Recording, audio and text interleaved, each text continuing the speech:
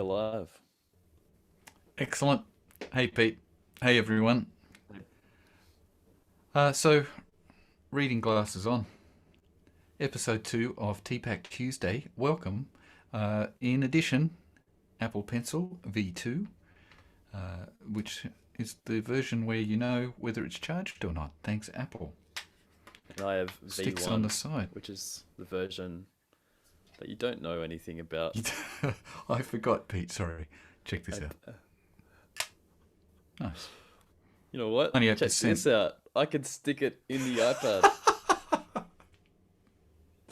Yes. Take that, V2. Yeah. That's good. All right, so I've got 98%, which should be enough to get us through TPAC Tuesday today.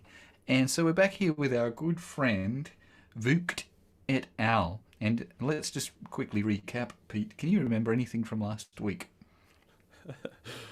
Usually it is a struggle for me to remember anything Yeah. from about an hour ago. But from what I can recall, something to do with technological, pedagogical, and content knowledge, and the intersection of those, and how that can help us decide what to do in the classroom. Yeah, great. And so Pete and I have adopted the TPAC for as a conceptual model for our gig-based learning approach. And so we thought it'd be really handy for us to just keep it front of mind and continue to develop our knowledge of TPAC. But then the whole point of TPAC is to develop our knowledge within our framework. So, Pete, I might just share my iPad and let's recap the story so far. And then today we want to get through this article as much as we can and then get on with it. All right. So last week we learned about the origins. And so I thought let's just have a quick look, Pete, at where we've come from. Just up there in the abstract, just recapping, it's a theoretical basis, but it's for practical use. And a big part of being a gig-based learner is actually about putting theory into praxis in a way that Aristotle called praxis. And we'll talk about that as we go along, I'm sure. There are different understandings, so we want to make sure that we're on the same page, Pete, and everybody that's with us on the journey, and of technological knowledge. Then something that we'll get to, if not today, then hopefully next TPAC Tuesday. In the last bit of the abstract, teacher knowledge, TPAC, and beliefs about pedagogy and technology are intertwined. And so, Pete, we've talked to lots and lots of people who have beliefs about technology, haven't we? Indeed. Yeah, I think we've seen the wide range. And we mentioned that last week is, depending on your definition of all of these concepts, you'll come to this framework from a different point of view. Yeah. So beliefs are wonderful to a point, but we're going to try to ground our beliefs in something solid. And that's where this article comes in to give us the background. All right, so we learned about a pedagogical triangle last time, and we haven't had any information from viewers so far and interactors about this Kohler, Mishra, and then there was the Thompson and Mishra thing, and we wondered last week exactly what went on in the background there that got us from 2005 when Kohler and Mishra were doing their work, and then 2 years later Thompson and Mishra introduced us to technology, pedagogy, and content knowledge, TPAC. Yep. One day we expect someone to look into that. And we'll just keep putting the call out until that happens. Yeah, that is still open. Still open. And let's not forget Schulman, 86, back in the day. Schulman was the PCK person, and so the technology was added. Now, what we learned from this article, though, is that in some people's views, technology was always there in the PCK, And so for others, the TPAC is about just really bringing technology to front of mind so that we can be really thinking about it. All right, so down on page 110, Pete, we get down to this thing, interdependence of the three contributing knowledge domains. And you, very helpfully, there's a lot of crosses and ticks and stuff down here. We start to talk today. I'd like to talk, if we can, today about the development of the concept, which gets us to this lovely picture that you shared in a thumbnail for our last TPAC Tuesday. So we want to get to this Venn diagram, and so right in the middle there, we've got technological, pedagogical content knowledge, which is in the middle of these other things. Knowledge about pedagogy, knowledge about the content, and knowledge about the technology. So they're the three legs of our TPAC stool, but that circle around the outside is about contexts as well. So let's dig in. And so the big part about TPAC Tuesday is once we get momentum and once we've signed off on what the heck is TPAC and where we are at with it, then it helps us to frame our inquiries into how much do I know about pedagogy? How much do I know about my subject content, the content of my subject? And then how much do I know about the technology that is out there? And then what can I do with those three things in that sweet spot to make learning experiences better for all teachers and students? All right. So we learn a new person, Nice, 2005. Nice 2005 saw the integration of the three domains as a means for teaching with the technology. So we're integrating the three domains with Nice in 2005. But it's a complex web. This is interesting. Complex web of relationship, reading in this next yellow bit. Complex web of relationships between content, pedagogy and technology and the contexts in which they function, i.e. our music classrooms. Mishra and Kohler presented TPAC as a conceptualization of the knowledge base. So there we go, we're starting to get into it now, a knowledge base. Teachers need to effectively teach with technology. Next yellow bit, the development of understanding in three knowledge domains, content, pedagogy and technology, and their intersections, technological content knowledge, technological pedagogical knowledge, and TPCK. Holy moly. So we're starting to get pretty freaked out there. Are you freaked out, Pete? Yeah. So can we, all right, let's just pause there and just remind ourselves that we're just trying to think about music and getting good at what is music and how do you do it and stuff. What is teaching and learning? How do you get good at it? What is it? And what's technology? And how do being really awesome at knowing about those three things, how can they come together for great musicking experiences in the music classroom? So Yeah. is what he's saying here, Brad, essentially this is a tool for us to help us in the moment where, say we want to teach a lesson tomorrow and we're thinking about the plan. Is this something that he would say you should structure your lesson plan around? You should think about technology, content, and pedagogy, and you almost use it as a lesson plan. Is that what he's saying there? So in terms of conceptual knowledge. Yeah, well, I think, Pete, this is our woodshed, and so people that come on the journey with us in gig-based learning will know that we have a concept of music education of teach like a musician or be a musician in the music classroom. And so for me, this is just an extension of the jazz woodshed concept, where as a musician, you go out and get your chops together. Right. But in order to be able to do a great job on the gig, And I guess, okay, so coming at gig-based learning teaching as being uh, similar in concept to jazz improvisation.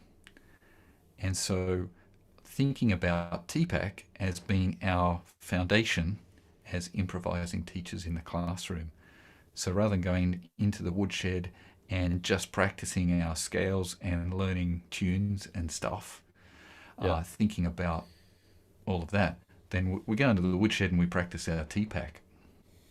And then that becomes our knowledge base for us to improvise upon when we get into the context, which is the music classroom.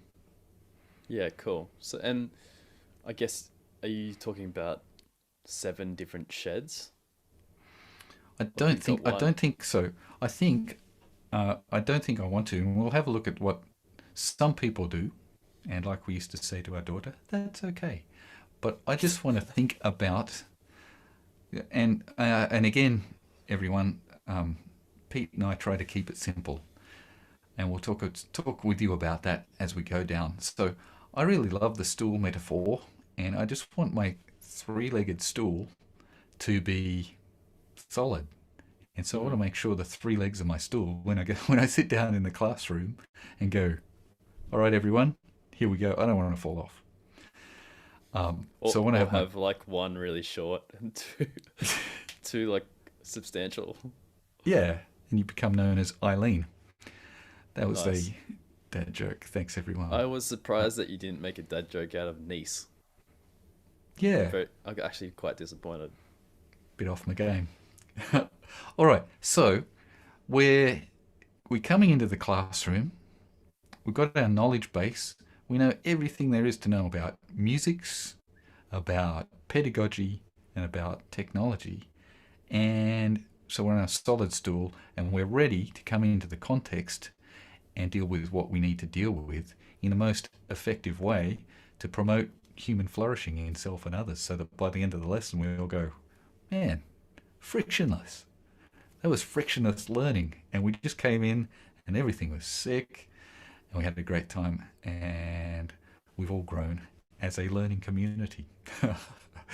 Sounds wonderful, Brad. Yeah, Sign and me up. you find that at bradsutopianmusicclassroom.com. Not quite there yet, but I'll look it up later.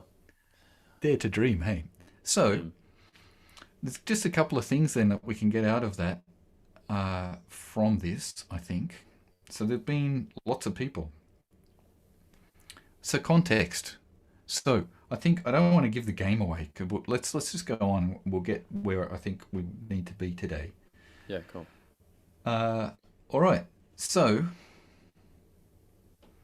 contrary. So we're down to Angeli and Valenides now in 2009. So in terms of music education, reasonably recent reference. They suggested that growth in TPAC implies growth in the three knowledge domains. So those three things, that's consistent with what we've just been talking about. Yep. Um, but these people claim that TPAC is the distinct body of knowledge that can be developed and assessed on its own, and hence advocated a transformative view of TPAC. So, not sure what I feel about that yet. Let's get on. Cox and Graham, particularly Graham, you could do a search for him. He's been a big person, particularly in blended learning. So if you want to do some reading outside. The relationship between TPAC and PCK, also questioning the TPAC framework as proposed. So we can see that this people have been kicking this around for a while. That's really cool. So Cox and Graham down here, just before we get to the red, which everyone red on my scale is even more important than yellow. So we know a good bit's coming up. Technology as such. Yes, this is a part that I alluded to before, Pete. Technology as such has always been part of Schulman's conception of PCK, but many new technologies are not transparent and ubiquitous, and TPAC may help to better understand the potential contributions of the emerging technologies for education. I think that's really important and cool. Can we just pause there for a second? Yeah. Why do you think it's important and cool? Okay. Yeah, okay. So part of our technology leg, I think, is being on the lookout Hmm. and always thinking about something that we've done, Pete, for years, and I've done since I was a boy. Wouldn't it be good if there was a tool to solve this problem, to grease the wheels? And so uh, may help better understand the potential contributions of the emerging technologies. And so that to me just reminds me that I want to be on the lookout for emerging technologies and be ready. So it's like I think once you've been around technology for a while and trying to be a music educator who implements technology in the classroom in order to promote more humanity, being on the lookout. So Pete, we've had lots of instances, haven't we, when we would just in our spare time just call out to manufacturers in our minds, could you please invent the product that's going to solve these problems? So that's what that talks about to me. Mm. Not everything is so. Our mobile phones have become transparent and ubiquitous, but they weren't 10 years ago. They weren't transparent nor ubiquitous, and people are still, and schools are still wrestling with, are they even good, right? And Yeah. should they be allowed in school? Are they a Mm. tool for good or a tool for evil? And what's our role in helping to do that? Yeah. I think maybe we can talk about some examples for us, Brad, because you mentioned we often just call out to the world and go, please solve this problem and that problem. I can think of maybe something that's massive for us was working out how to play with multiple MIDI instruments at the same time. We went down various rabbit holes, and turns out Ableton came along, and its MIDI environment was better than Logic's because we were a Logic user. And then we are like, okay, Ableton doesn't have a very good iPad remote, and when we're walking around the classroom and mixing from different places, you don't really want a big mixing station inside your classroom if you can help it. And so we're like, okay, Ableton's out of the question. Can someone please make a great MIDI environment plus a great iPad remote? And Studio One 5 came out and did exactly that. And so we were able to be nimble enough to change our door of choice, which I think that's something I'm quite proud of because everyone's like, which is the best door? But we're able to have this front of mind of what's the best tool for the job. Yeah, step one. What is the job? What are we trying to do Yeah, here? yeah, good Uh, point. but before what? Why? Why are we here in the first place? Which gets back to our philosophical foundation. Why are we here? What are we trying to do? And then, is there something that can help us to do this more effectively and in a more fun way? More Yeah, effectively and more efficient and more fun. Yeah, and plus also, can it introduce the gee whiz factor? Because gee whiz is fun for lots of us. Lots of us to really enjoy. Oh wow! Look at this. Sparks joy. And also, I think oftentimes, if you think carefully about the technology you bring in, it can be more inclusive and also more democratic. So I think Pete, uh, Studio One 5 with the iPad remote blew everything up, didn't it? Because all of a sudden, sound engineering became collaborative. mm. Do you want to talk about that from your experience? Yeah. So I used to run a student-run concert every week during lunchtime, which was a packed house, and so we'd have different roles that the students would take. Someone would be front of house mix engineer, someone would be on monitors, someone would be on ears, and each would be on the same app on different iPads mixing those different audio environments at the same time, which is pretty wild and exciting. So that's that's incredible. And I guess when you're talking about what are we trying to get them to do and why, And for us, like going back to one of our catchphrases again, it's all about the gig. And so all we're trying to do is make great music and put on a great Hmm. concert for people, Yeah. and have a bit of fun while we do it. And so we got to this really emergent technology just out of that, just trying to make a good concert. It's kind of neat. Yeah. And not just a good concert for the star of the concert too, right? But to make as many people in that room, well, everybody, to give everybody a sense of, yeah, I made a contribution there, Mm. which is consistent with Christopher Small's concept and Thomas Torino's idea of musicking. That it's not just the person playing the piano, but it's the person who put the piano on the stage, the person who tunes the piano, and the person who organised the seating and let the people in. So that that's pretty cool. Hey, so there's a TPAC musicking enabling democratically operated classroom. Yeah, Mm. thanks TPAC and thanks Yeah. Studio 15. And I think also there, Pete, isn't it? It's so. No, I don't. Well, okay. Well, I think we have to talk about the word affordances, which is a really beautiful and powerful word. So thinking about the affordances of musics and education for uh, life-giving, democratically vibe-enhancing learning experiences, and then saying, what's the oh wow, I just got a phone call. Nice. What's the so and then what's the technology that we can apply to that? Uh, and so the affordance of so that sometimes the affordance is what are we saying, transparent, and it's really clear. Here's the thing: if you press this button, it does this job. But also, we're kind of getting ahead of ourselves here. But sometimes it's about seeing through what the manufacturer intended and hacking the technology for educational purposes. Mm. And so I think that's a massive thing for us to be thinking, "Oh, I can see what they were trying to do with this consumer product, or I can see what they were trying to do with this professional product.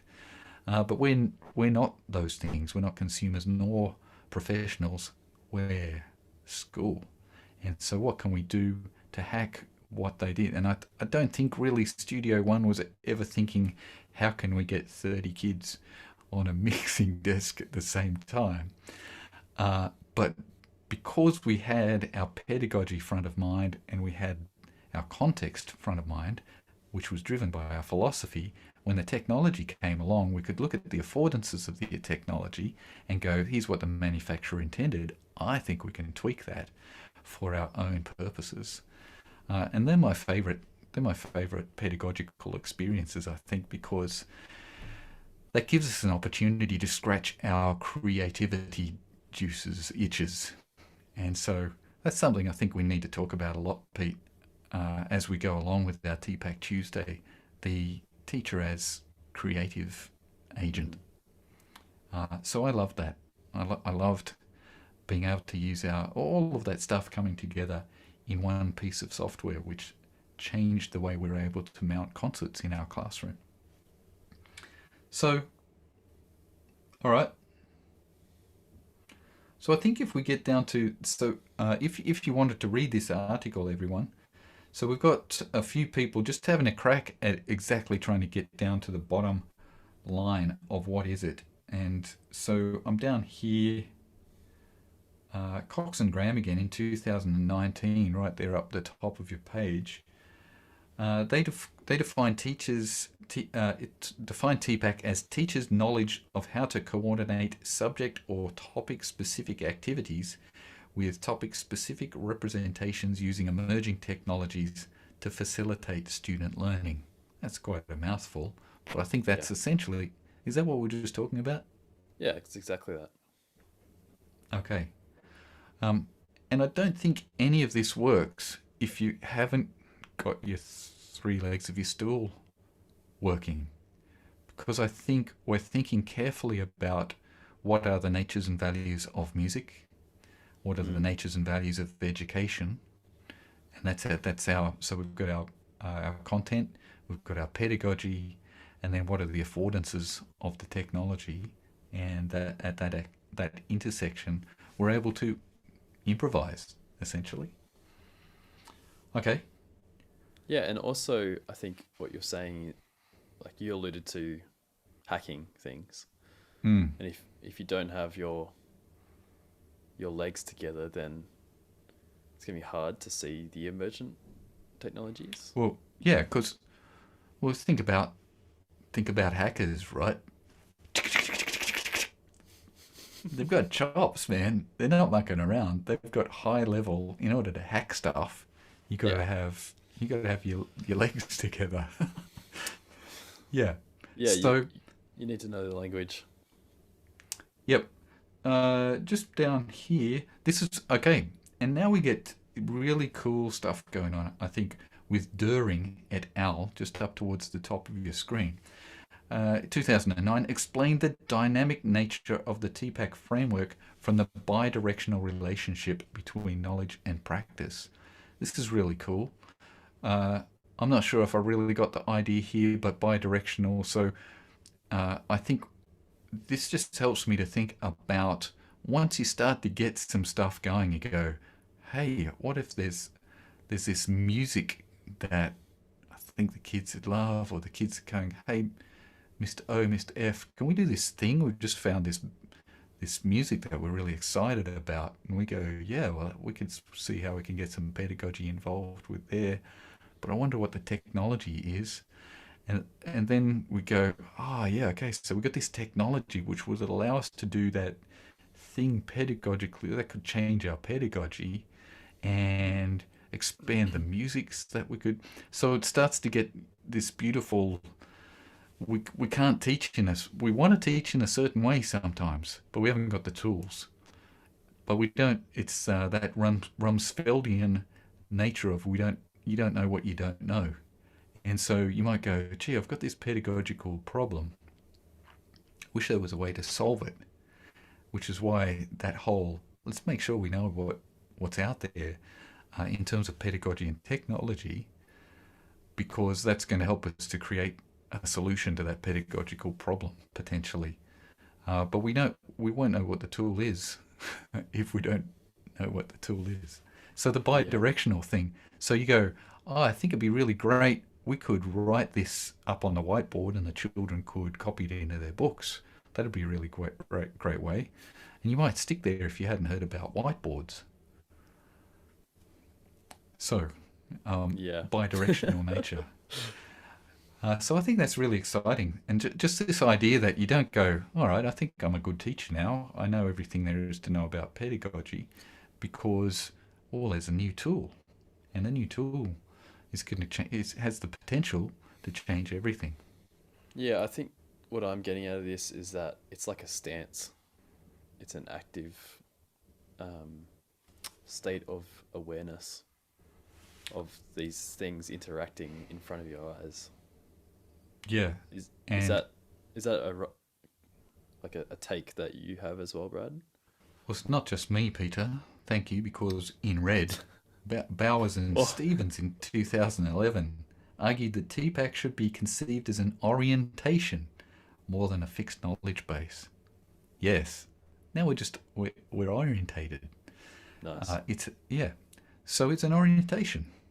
Hmm. This is cool. Hey, so every day we wake up and go, there's more to learn.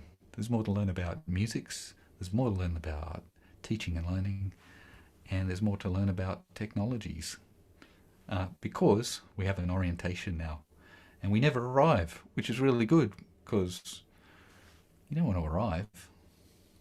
You got nothing to look forward to. Uh, Yeah, all right, and so that's pretty neat. I think that's it. Yeah. I feel like I feel pretty. So to get us through, there's a blah blah blah blah. I think there's a bit of blah blah. We might have a look at that next time. But I think that does gets us to where we need to get to today. We might have a look at TPAC and teacher beliefs uh, next time. Maybe we've Great. got one more session in this that can get us into our next field of inquiry, Pete. Yeah, I feel like this is turning into a 3-part series. So Yeah, thank you for just listening on, and being part of part 2. yeah, more Voogty when we come back next time. And Yeah. don't forget, if you can solve the mystery between the pedagogical triangle of Mishra, Kohler, and I think it was Thompson, was it? Let's get it right.